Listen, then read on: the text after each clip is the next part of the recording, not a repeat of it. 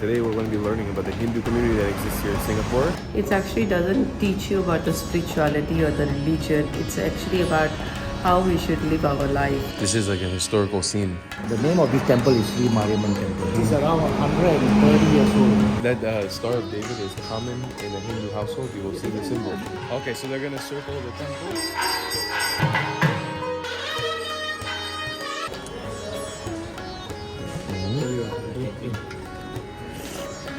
The oldest Hindu temple in Singapore. So Hinduism is the oldest religion in Singapore. Oldest religion in the world. We're gonna learn how yoga actually ties into the studies of Hinduism and the religion itself.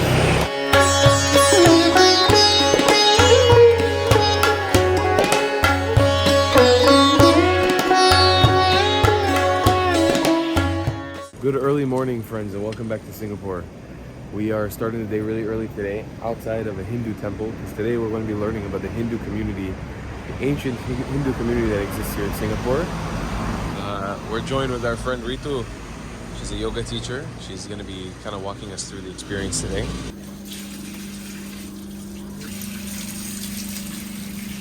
This curtain will be removed when it opens. The curtain. Yeah. What's behind the curtain? Yeah. It's the idol, like, it's the idol, no? Okay. Can I ask you what were you doing with the when you're putting your hands together? What is that? It's just a praying, you know? Uh-huh. Just, This is like the pose you do when you pray? yeah. Mm-hmm. So we bring our hands near to the heart center. So we bring the hands to the heart center. So we have like heart chakra here and bit of emotions. We take gratitude.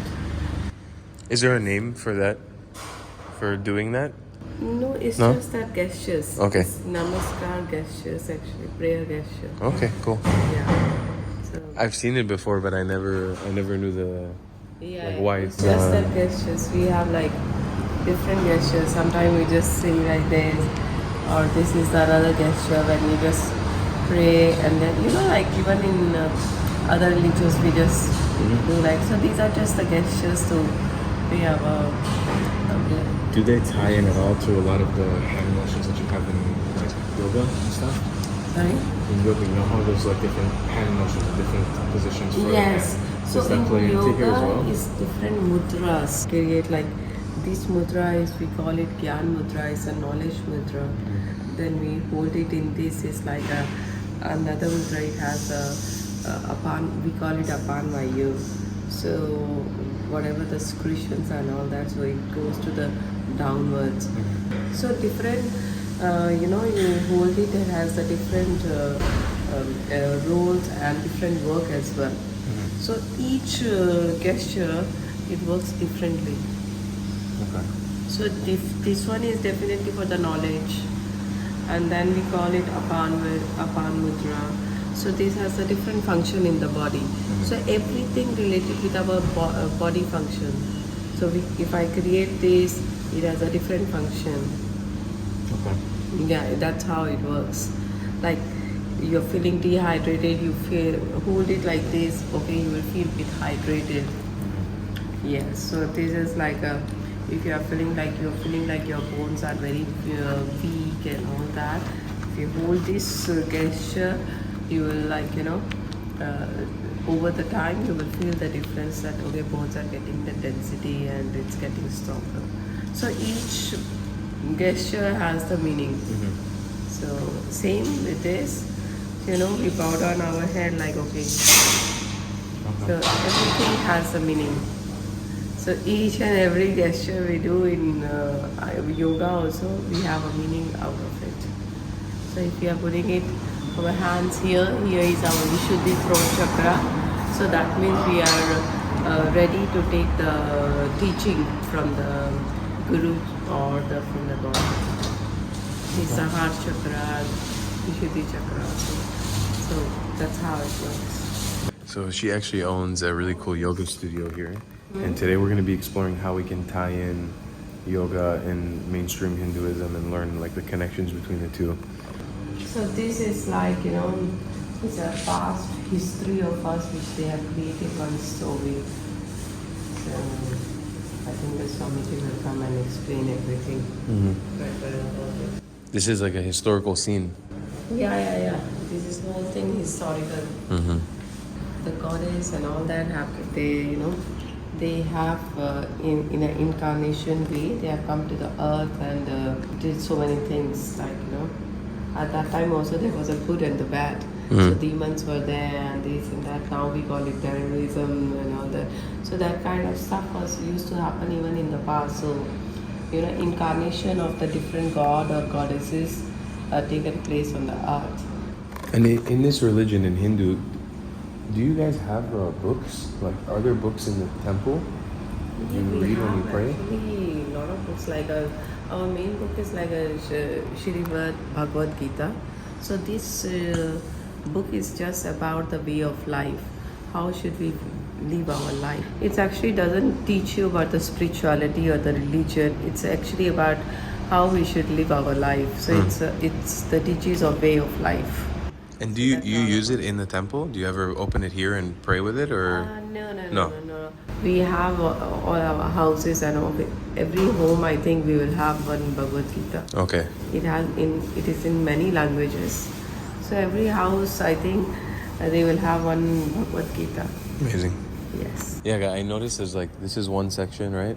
And then you come out and you have another. Are these shrines? We go from that way to Ah, this way. okay. You have to wear long, right? Yes, but certain temples are okay even with the knee length, the dress and all that even we use. It is okay. There's laws about diet, right? There's certain things you can and can't eat, or? No, we can eat anything actually. Only thing, there are certain goddess we even pray with some, the chickens and some alcohol as well. Yeah, meat and alcohol. But most of them, no.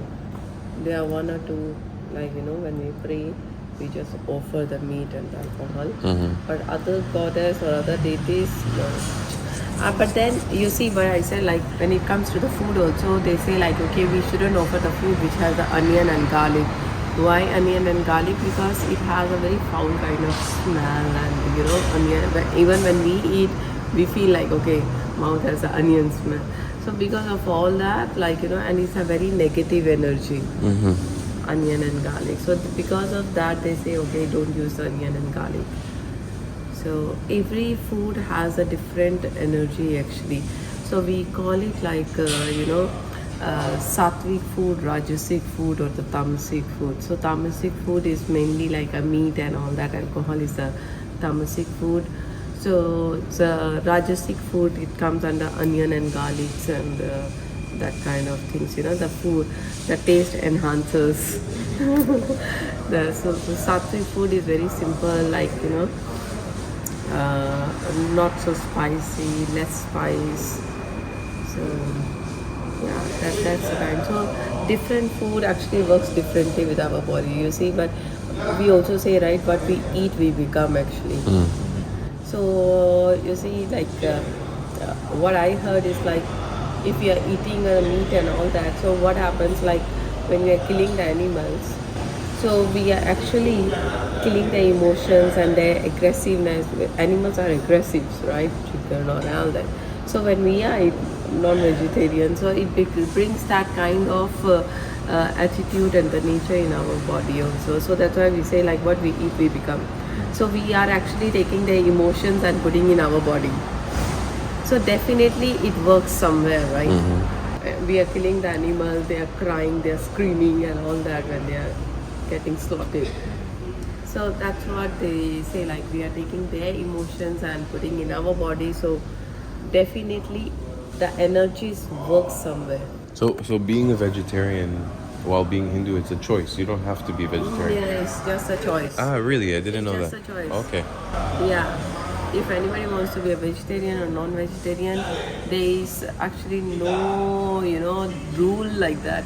You have to be vegetarian. No such thing. Oh, wow. I didn't know that. No, there is always choice to be made. This is our friend Diva and the Guru. And we're going to be learning more about Hinduism through them. So what were you saying? So this is the main goddess of this temple. Yeah. Who, the one in the middle? Yeah. What is his name? Mariamman. Mariamman? Yeah, the name of this temple is Sri Mariamman Temple. Mariamman Temple. It's around 130 years old. And now they just repainted the whole place. Is there something specific about this god in Hinduism that something special about them? In Hinduism, the goddess, the god and all that, they have manifested into different forms. These are the 9 different forms of Vishnu. Matsya avatar, and this one is the Matsya. Matsya means the fish. Vam avatar means the Turtle. the turtle and pig. Wild boar. Lord Vishnu is the preserver. Lord Vishnu is the preserver. So it's a different yuga. They call it yuga, different yuga. And Nursing avatar. This one is the Nursing avatar. Moshe, you notice? Look at the left. Yeah. Look at the symbol inside. Yeah, Nursing avatar. And Nursing Bhagwan have many big temple in near to Joshimath. So in the Joshimath is the holy city, and there is a once in a year, one person, people said the Nursing Bhagwan, Bhagwan means the God, comes in his body. That time he eat 40 kg rice, one big mutton, 20 kg milk. They eat. I know that guy. One And he's person. very- Yeah, and he's very skinny Because guy. he has suddenly the He power has of a certain god. power that. Oh, wow. I know very well. So he's a Nursing Bhagwan. It's Lord Rama. They have some bow and arrow. Lord Rama. And this one is maybe the Parshuram. Parshuram. This one. I don't know what is written down here. What is that symbol in the left side, the star? Left side, that one. Yeah. Yeah, it's the Star of David like. Yeah. That's why I'm curious. It's the star symbol. Yeah, the Star of David is, this is the pictorial representation of the cosmic energy. So we Really? call the Shri Yantra. So this is we call the Shri Yantra, and these type of star is 1, 2, 3, 4, 5, 6, 16 type of these stars. This is called the Shri Yantra. Shri Yantra is the pictorial representation of the entire cosmic energy. So people are worship of that energy, and people are putting in the house because of the good vibes. So that Star of David is common in a Hindu household. You will see the symbol. We are using long time, of course. And if we are suppose we are starting any puja, any worship. So before that we have to start Star of David. So Wow. Jesus said the Star of David. We call the Shri Yantra. You call it, sorry? Shri Yantra. Shirinta. Shri Yantra. Shri Okay. means the Lotus Lakshmi, you can say. So the Shri Yantra. Yantra is like a machine. So that is a pictorial presentation of the machine. A pictorial presentation of cosmic energy. What's going on with the music now? So they are starting the prayers, opening of the temple. So they They go to each deity and do the prayer. Okay, so they're gonna circle the temple one by one. It's so cool, huh?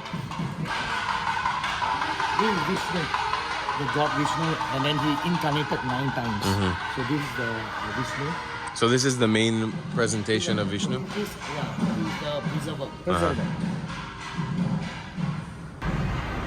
This is Hanuman, the monkey god.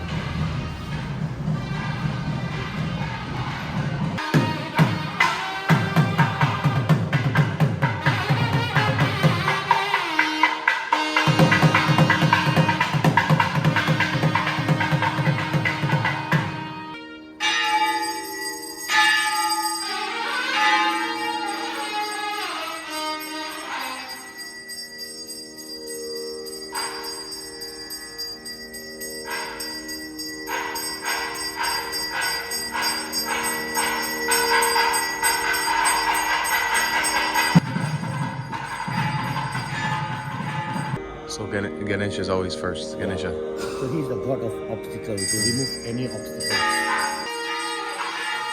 This is amazing.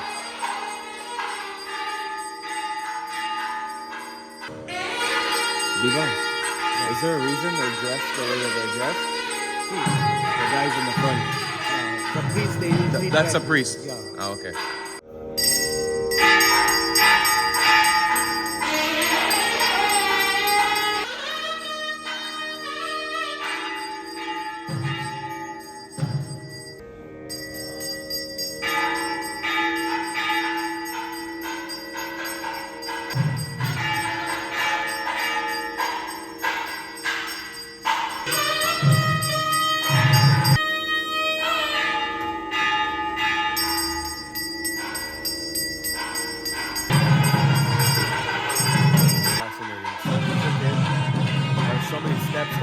happening. I'm baffled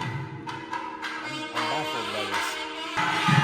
So we're gonna open the veil for the main deity, Mariamman, which is what this temple is made for.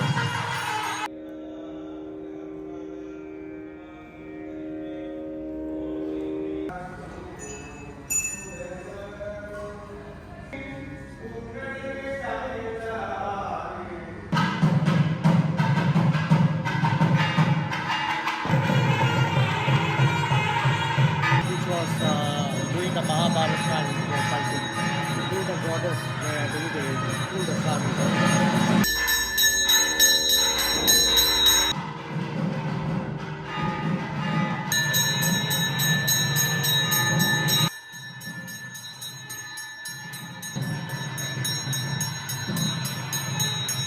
So what I've been noticing, we kind of get led around by the priests. They walk us around from deity to deity as the music ebbs and flows. Every time we make it to a new deity, the music is cut and then it restarts again. And within each deity, they do the same process of blowing smoke, dripping water, offering fruit or flower. And we're going literally one by one. There's so many deities here. So you can see we're approaching the temple of Ganesha, the god of wisdom.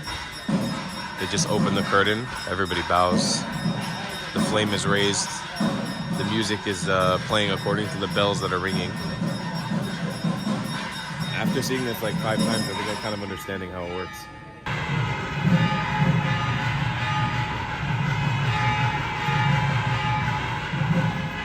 They only put the smoke, the ash on your head at Ganesha's shrine? Yeah. Usually they used to do before, so everywhere, but after COVID they... So usually when you go and do a prayer and all that, they do give you, all the fruits and all that. They give you. And the ash, what is it supposed to symbolize? That's a good answer. I like that answer. Sometimes very difficult to answer this. So this god here is called Aravan. So in India, all the transvestites, so no one marries them. So every year they were married, Aravan marries them. Sri Aravan. Why in Ganesha's shrine they put the ash on your forehead? Forehead. Ash actually, people put ash, the sandalwood. Yeah. So somebody sandalwood according to your, own. But region to region this will change. In North India, we are not putting ash, we are putting with this finger, putting some sandalwood oil. Sandalwood. And you only do it in Ganesha's shrine? No, everybody. Everywhere, Yeah. okay. Especially in North India, I know that, the bhasma, the ash is at the evening time. Morning time is the sandal. Okay. Because the sandal represent the wholeness, that means the beginning of the life. And end of the life is we are completely one day in the ash. So ultimately we are putting on the ash at evening time. Okay. So this is some concept. Okay. I just want to say I find it amazing. I mean, this has been a common situation in Singapore, that I could leave my bag with my passports sitting just here and nobody would touch it. I mean, we're in a temple, so it's kind of clear, but also very representative of Singapore. I've done this before, and it's amazing. Nobody will touch it.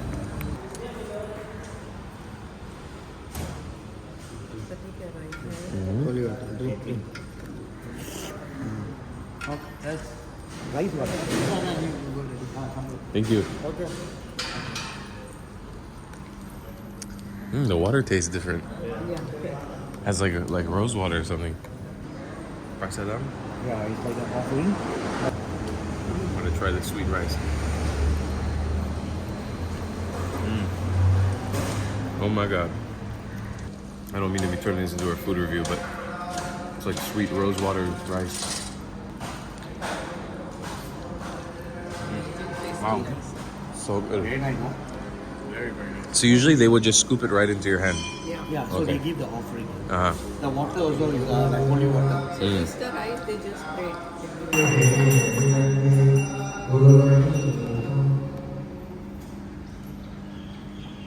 kind of amazing. That was really beautiful. Thank you guys for explaining everything so thoroughly. They put a banana tree. The oldest Hindu temple in Singapore. In the 1800s it was established. It's really amazing. It's amazing to get such a deep lesson, a thorough lesson on Hinduism today in the morning, because I straight up was able to make so many connections to my own religion, to Judaism. So Hinduism is the oldest religion in Singapore. Oldest religion in the world. Oldest religion in the world. But definitely in Singapore was the first religion to reach here. No, okay, so they were all settlements. I think, so, I mean, what I think is, like I told you, like the Chola dynasty. Yeah. So they conquered the whole of Southeast Asia. So before that, who they were in Singapore, they used to call them the boat people and all this kind of thing. I don't know what the religion was before that. Do you feel that there's a lot of influence from Hinduism in everyday life here? Do you feel walking around like this is a Hindu country? No. Or no? It's sort of multicultural in that sense. Multicultural society. They have 4 national languages, 4 national religion in Singapore. So everyone lives harmoniously with everybody. So see, like you can just walk into a temple. Right. They don't stop you. And it's open to anybody. It doesn't matter if you came in, if you were an imam from Islam, it wouldn't matter. Doesn't matter at Even all. the Chinese temple, they allow you to go in sometimes. Only mosque, I don't know whether. But when I was younger, I used to go to mosque during Ramadan because they used to give like fruits, Free and, food, yeah. goodies, desserts. So I used to go with my friends. They don't stop. So usually if you ask them that you want to know and you go in, of course you go into any temple, you have to follow their rules, Yeah. restrictions and all that. Like today, you wash your feet and So as long as you follow that, they don't stop you from going into any places of worship. Even a church, you can go into a church and sit down. So this is Buddhist. Amazing, just down the street. The Buddha Tooth Relic Temple. Is this a temple that has the tooth of Buddha? I think so. Yeah. Should be. There's a few of those. Yeah. One is Sri Lanka, right? Yeah. Yeah, I think there's a few temples I've been to around the world that have different body parts of Buddha spread apart. I know we're slightly beating off the path of Hinduism right now, but with good reason. So this is a surprise to me. They are Hindus and they're going in to pray in a Buddhist temple or paying their respects to Buddha. I have so many questions now, I have to ask you guys, I'm very curious. We just went into a Buddhist temple, which is a different religion, and you guys still prayed there. I'm sorry if it sounds stupid, I just genuinely don't know. It's a practice. You see, Right. It's not a religion kind of. the Buddhism. Lord Vishnu is also the Lord Buddha. Okay. Is the reincarnation of Lord Vishnu. Of Lord Vishnu. So Okay. you see a lot of Hindu temples, Chinese temples, even the Chinese religion, like the Taoism and all that. Most of the god that they have is similar to the Hindu god. So, and the practice is almost the same. So in essence, with this way of life and this way of practice, you could enter any place of worship and pray. Yeah. It would work in a mosque, it would work in a synagogue. You have to ask. You have to ask. Of course, you have If to cover they your. give the permission, Then you can. Yeah, you can actually ask them. I And got usually you. They will allow. Okay. it's about them whether we can enter or not. I mean, I've entered a mosque before. Yeah. But there's certain things you have to follow. Like you got to wash your hand, you got to wash behind your ears. I've done all that and gone into a mosque just to eat sweets. Within this Hinduism, you can come wherever you want. It's super flexible. That's what she was telling us earlier. There's no stringent, strict rules on where you can pray, what you can pray, how you can pray.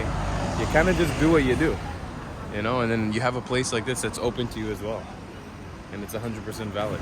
Rito and Diva actually have a yoga studio that they set up here. We're gonna head up right now. We're gonna learn with Guru how yoga actually ties into the studies of Hinduism and the religion itself. Okay, so let's take a look at the yoga studio. We just got in right now. You can see in the entrance they have a cool little shop here with just lots of products, clothes, and then the beautiful studio itself.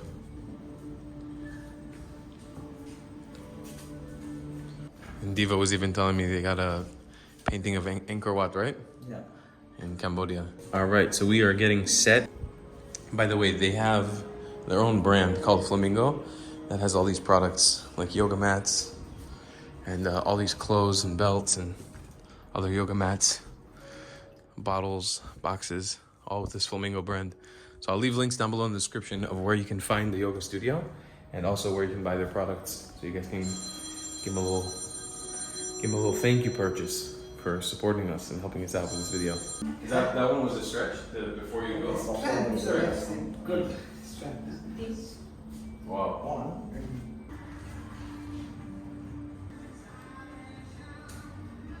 What was that? I'm curious. Just paying respect and taking the blessings. Is this like a shrine? No, this is the same Ganesha, Annalakshmi, and Hari. Okay. So it's the same goddess. And you construct one in the studio, like you can do it anywhere you want. You can have one in your house. You Yeah, can... yeah. Okay, amazing. Anywhere. Yeah, so both angles. Yeah, but I had the angle of this.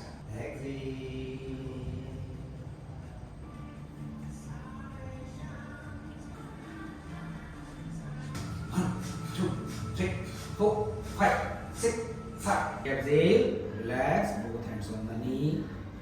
Yeah, thumb, close your ear. Yeah. And all finger on the hand. And deep inhale. And humping sound. When you exhale.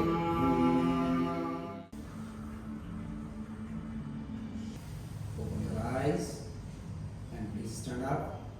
And inhale, palm facing up, head up, chin up. Look at the ceiling side. Hands down. Palm facing up. In. Middle. Left. Yes. Keep. And inhale, both hands up. And hold at least 5 count. Check a little bit up. Hold at least 7 count. All 1. Exhale, head down. Let go.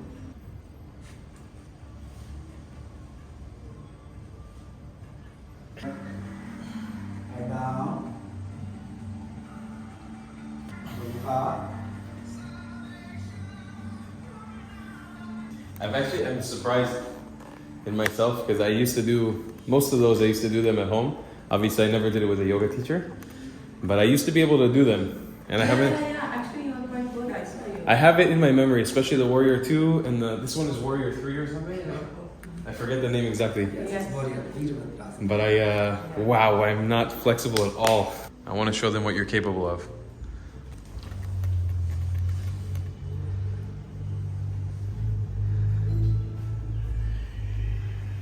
That's what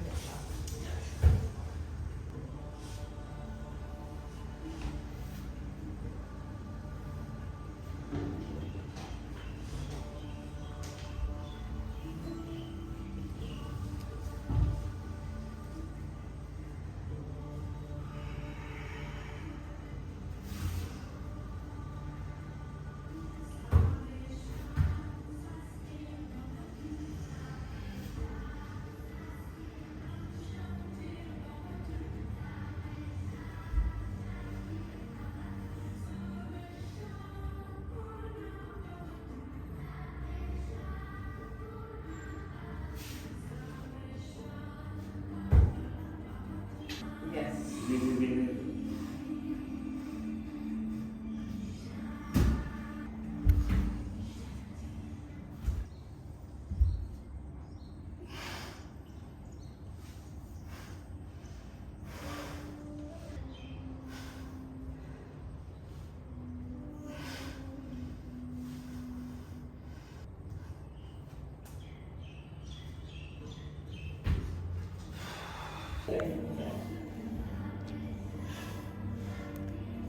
So when I'll start my practice, so I'll just observe my body first. So this is the main reason.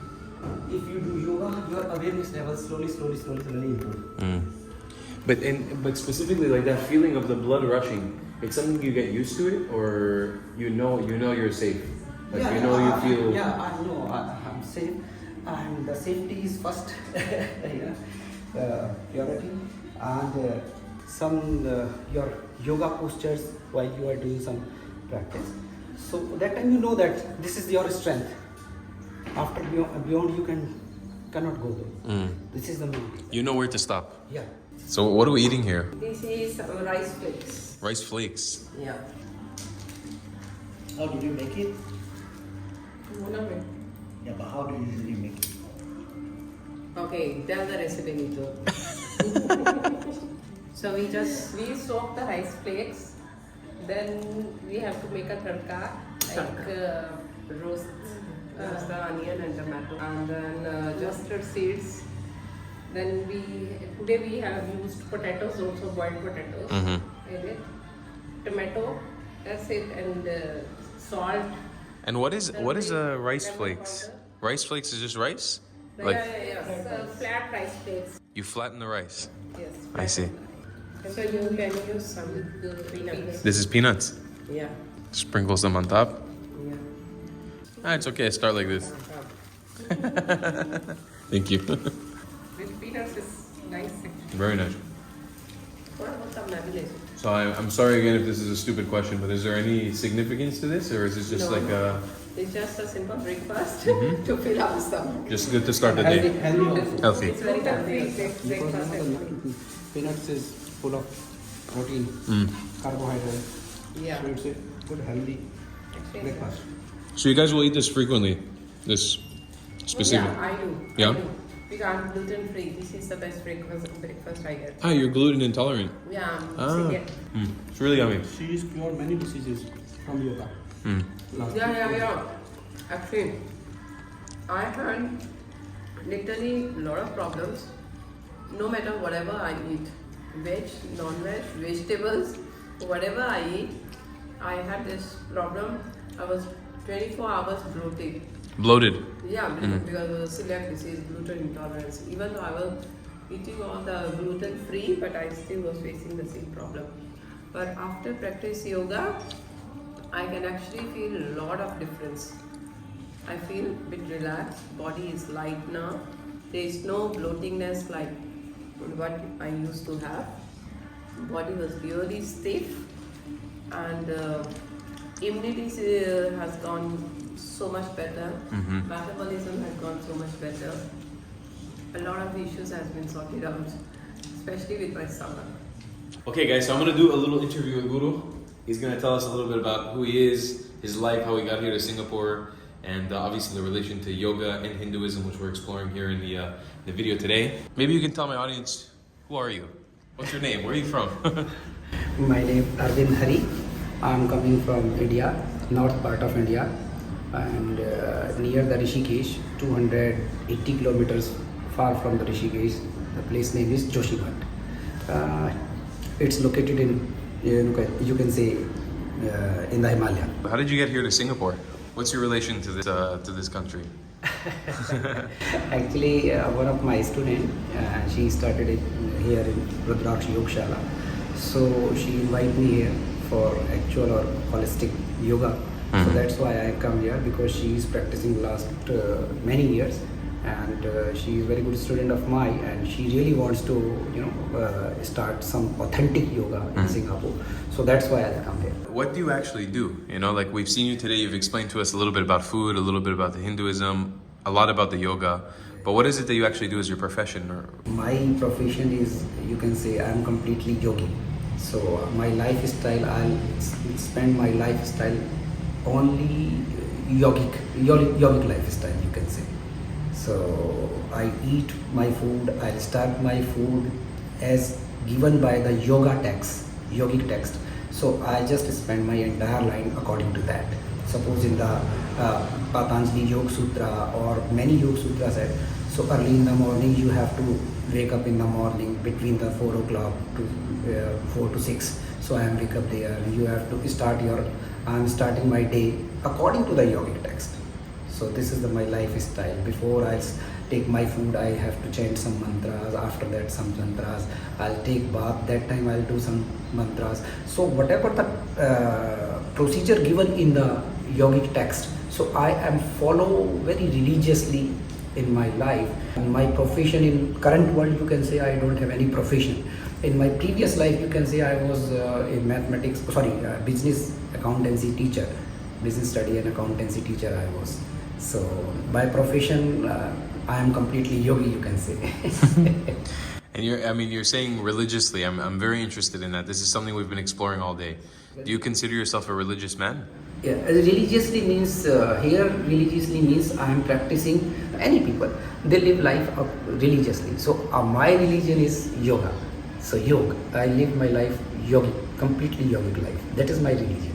How does that tie into what we did today in the morning, right? We did today a opening prayer in the morning in a Hindu temple. Yeah. So how does yoga and Hinduism tie in together for you? So actually, if you saw the yogic text, that yogic text comes from the Patanjali Yoga Sutra, Shiv Samhita, and different type of sect.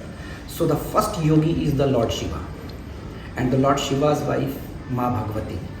So the Lord Shiva is the first yogi. Some devotion to the Lord Shiva.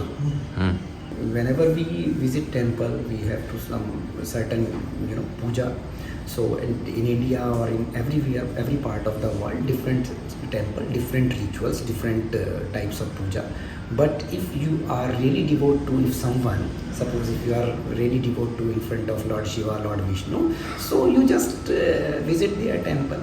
And one day when you are practicing more and more and more, so the Lord Vishnu, Lord Shiva, everything is one.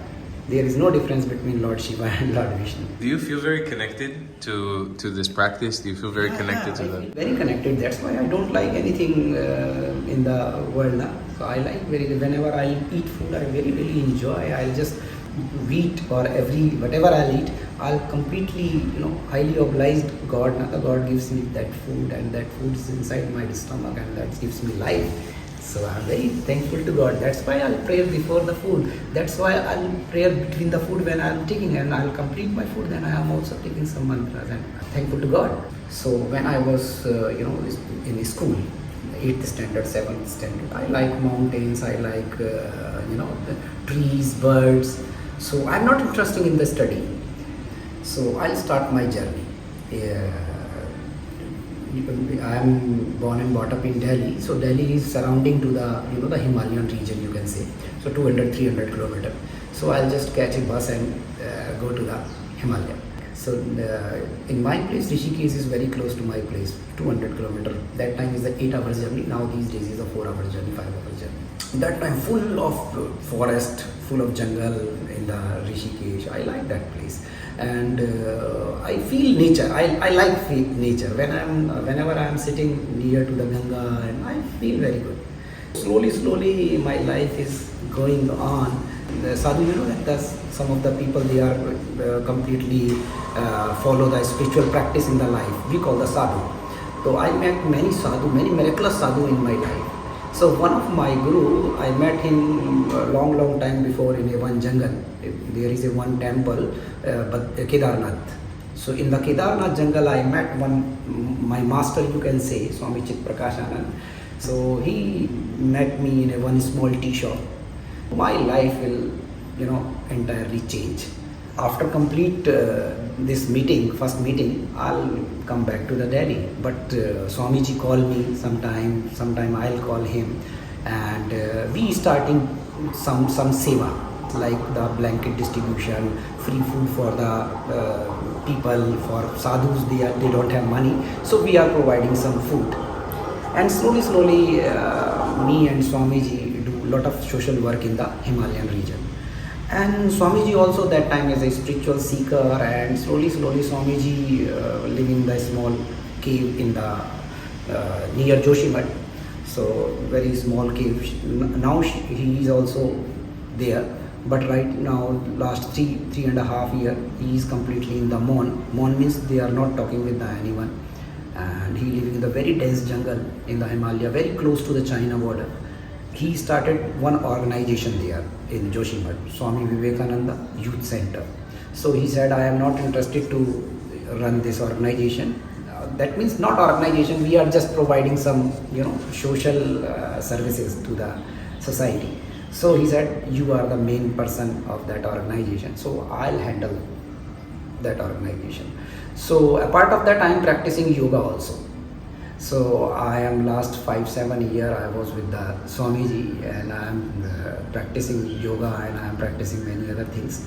When I'll complete my education from Swamiji, then Swamiji insists me, you have to go to the contemporary yoga school also, like Bihar School of Yoga and many other yoga school in India. So I visited there, I learned there, and then my yoga journey will start. This is my small introduction, and I practice yoga because I like the way, and I have many experience in my life. I am not a yoga teacher like the many people passing through the some contemporary school. I learned yoga from my guru from Himalaya, and then after I'll start yoga teaching education, you can say that, in the contemporary school also. Okay, so we're branching off of yoga now, which is a bit of sound therapy with bowls.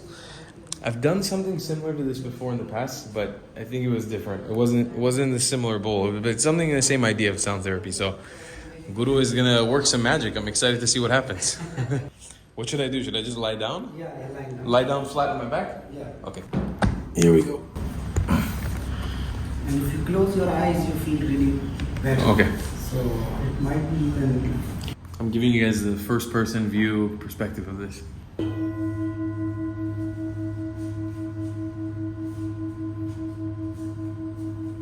All right, the most exciting part of the day. I spoke with Ritu earlier about the dietary restrictions in Hinduism and learned a lot, especially about the fact that there aren't any dietary restrictions, but it's more of a concept about what you bring into your body. It's sort of the same energy that you radiate. So we're going now to an all-you-can-eat vegetarian buffet, which is a restaurant that Guru frequents when he's here, and I'm really excited for this.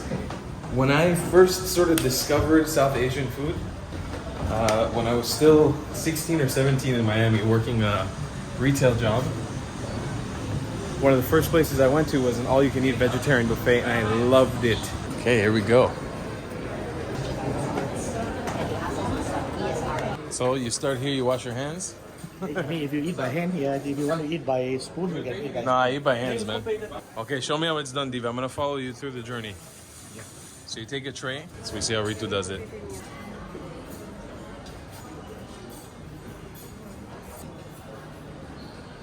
Guru's getting some papadam. I love papadam. This one's sweet, no? And no, this is a char. It's not sweet. Oh, I think it's a Pickle. Your favorite is the potato one. yes. So neat and organized, and then we have Diva. Diva's doing it my style. This is how I do it. Okay, amazing. I'm excited to dive in. As Guru was explaining, he usually does a prayer before food. Okay, and then we dig in. What is that one? Soup? Yeah, later. So this is a buttermilk. I've never had buttermilk. It's super sour and a little salty. That's interesting. Yeah, it's a mix of yogurt and the water. It's not my favorite thing in the world, but it's good. I can drink it. Refreshing, right? Yeah. This I'm excited for. Oh yeah. Oh, it's nice and hot. You guys come here once a week, every day? Every other day. Every other day. Oh, was I doing it wrong? I'm clearly a beginner here. The first day we met Diva, you told us about this place, and I've been waiting to try this since we got here. Wow, to think that we were in the central business district and it's pay what you want, you know, like you can pay whatever you want.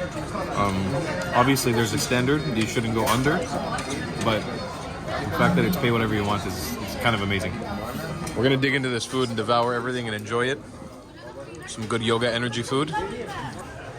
Guys, Annalakshmi. Fantastic. Guko Towers. Guko. That's the tallest building in Singapore. I don't know how many stories, but some of them say it. But then you also have on the other street, you can see the UOB Towers. And it's not, this isn't residential, this is all business.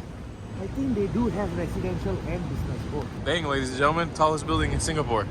You know, Singapore is one of those places I'd imagine would have like a really tall building, kind of like the Burj Khalifa. Towers. But it's not finished yet. But it's nice. And you know what? The weather changed for the better a little bit. It got a little windy.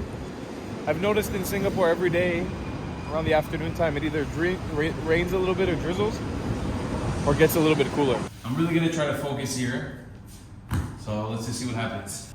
Hands like this. So deep inhale. Exhale. Focus.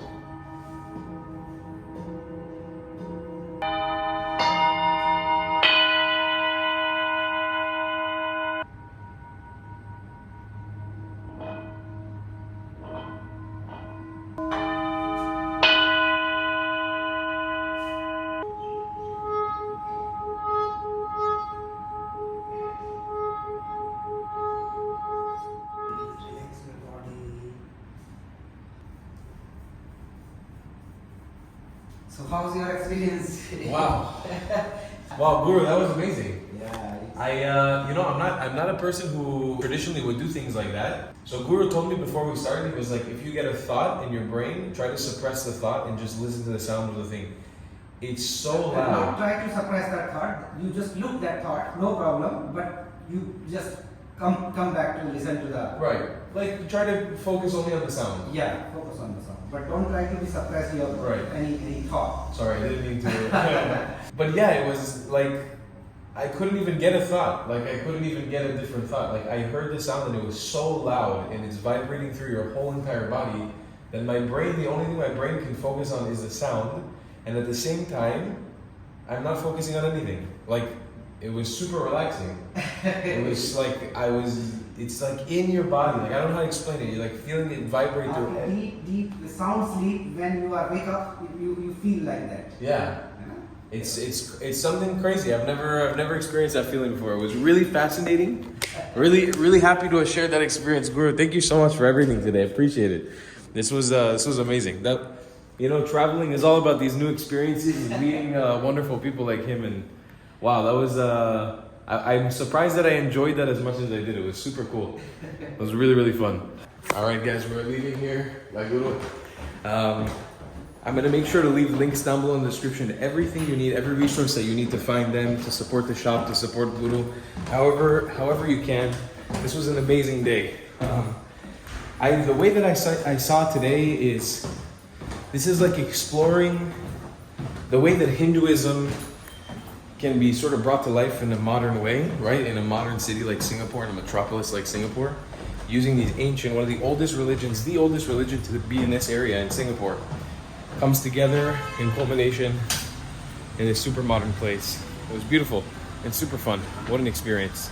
I loved it. And I can't wait to explore more of Hinduism and more of these religions and deities and culture as we keep going along with our adventures. So see you guys in the next one. I love you a long time. Goodbye, class.